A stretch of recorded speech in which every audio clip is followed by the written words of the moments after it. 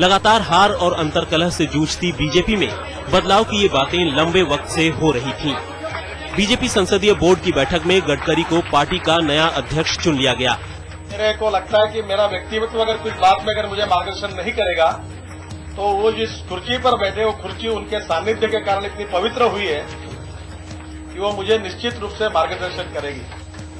हालांकि गडकरी ने 24 दिसंबर को अध्यक्ष का पद संभालने की बात की थी, लेकिन राजनाथ सिंह ने संसदीय बोर्ड की बैठक में ही उन्हें कमान सौंप दी।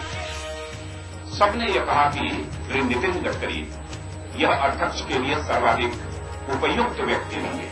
आज हमारी पार्लियामेंट्री बोर्ड ने भी उस पर मोहर लगा दी है। बीजेपी के नए अध्यक्ष के सामने पहली और सबसे बड़ी चुनौती होगी संजीवनी बूटी लाने वाले हनुमानों की तलाश करने की। अशोक सिंघल और कैमरा पर्सन संजीव कुमार के साथ आशीष जोशी, दिल्ली, आज तक। बीजेपी में बदलाव का आज बड़ा दिन था। पार्टी के नए अध्यक्ष की घोषणा होनी थी। जाहिर है इस प्रेस कॉन्फ्रेंस में तमाम मीडिया कर्मियों के साथ बीजेपी के भी समर्पित कार्यकर्ताओं की दिलचस्पी कुछ ज्यादा थी। इसीलिए बीजेपी दफ्तर में भीड़ भाड़ कुछ ज्यादा हो गई और कार्यक्रम में भी थोड़ी चिल्ला चिल्ली। लेकिन न जाने क्यों बीजेपी नेता राजनाथ सिंह का मूड इस खास मौके पर उखड़ गया। हमारे प्रेस के मित्र जी शांत नहीं रहेंगे तो मैं कार्रवाई नहीं शुरू करूंगा। मैं सबसे रिक्वेस्ट करूंगा, कृपया शांत रहिए।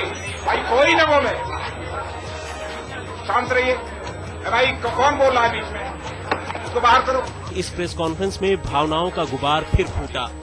बीजेपी नेता लालकृष्ण आडवाणी की आंखें नम हो गई जब बीजेपी के नए अध्यक्ष नितिन गडकरी ने कुछ यादें ताजा की।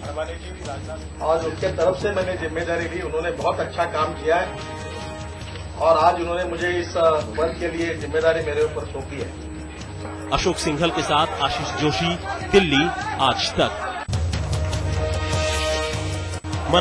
के बहाने लड़ाई है मराठी मुद्दे की। इस बार मुद्दा बना है पोस्टमैन की नौकरी का। मुंबई में 426 पोस्टमैन की भर्ती होनी है। खबर मिलते ही मांग उठ गई कि ये नौकरियां सिर्फ मराठियों को मिले। शिवसेना के कार्यकर्ताओं ने पहले हंगामा किया, फिर शांत हुए और कहा कि पोस्ट ऑफिस के अधिकारी उनकी मांग मान चुके हैं। 100% मराठी इधर कैंडिडेट होना चाहिए, 100% मराठी पोस्टमैन होना चाहिए, ऐसी हमने उनके मांग की है और उन्होंने वैसा एग्री भी किया है। पर यही काम एमएनएस 2 दिन पहले कर चुकी थी।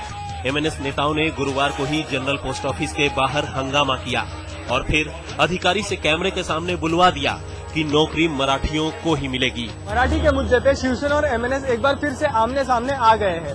इस बार मुद्दा है पोस्ट ऑफिस में पोस्टमैन की भर्ती। दोनों ही पार्टियां मराठी के वोट अपने ओर खींचने का एक भी मौका गंवाना नहीं चाहती है। राहुल महाजनी, मुंबई, आज तक।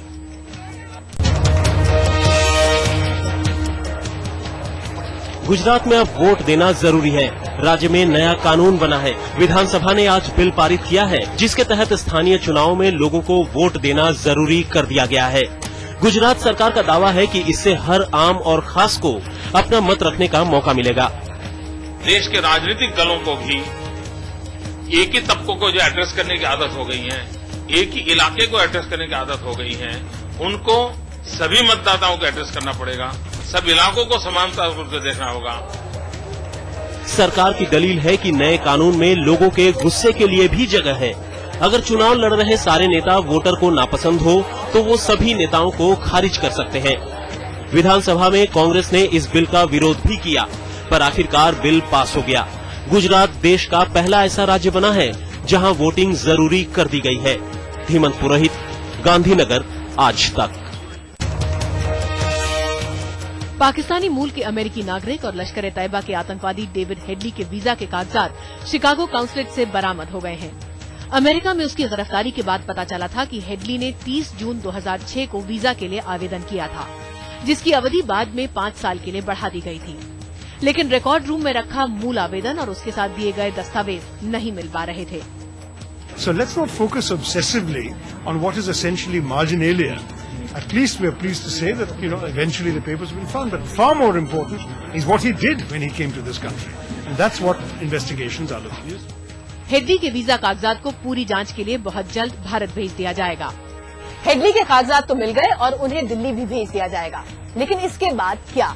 न तो भारत को हेडली से पूछताछ की इजाजत मिली है और उसका एक्स्ट्रेडिशन अभी भी कोसों दूर है।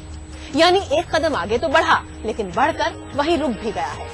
ऋतुल जोशी, दिल्ली, आज तक।